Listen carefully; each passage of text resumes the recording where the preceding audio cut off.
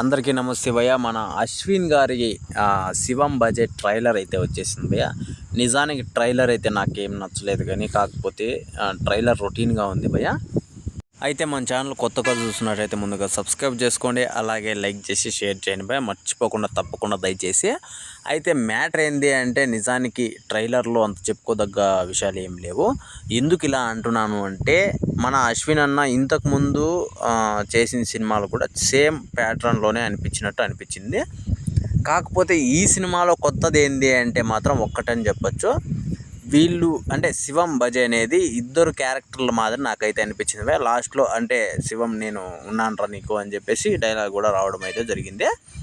నేనైతే ఏమనుకుంటున్నానంటే, వీళ్ళు ఖచ్చితంగా అంటే డబుల్ రోల్ చేస్తున్నారు ఈ సినిమాలో అశ్విన్ అన్న అని చెప్పేసి నాకైతే అనిపించింది భయ్య. అది కొంచెం డిఫరెంట్గా అనిపించింది, కానీ మిగతా ట్రైలర్ వరకు అసలు డిఫరెంట్గా ఏం లేదు, నార్మల్గానే ఎప్పట్లాగానే ఉంది.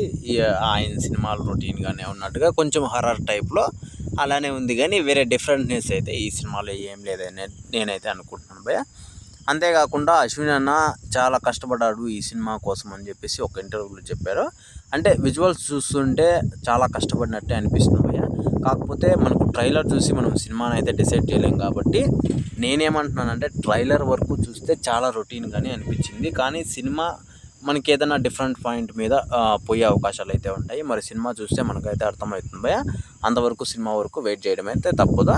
అయితే సినిమా వచ్చేసి ఏ రేంజ్లో ఉంటుంది అని చెప్పేసి మీరు అనుకుంటున్నారో కింద కామెంట్లో మాత్రం తెలియజేయండి భయ్య, మర్చిపోకుండా తప్పకుండా దయచేసి.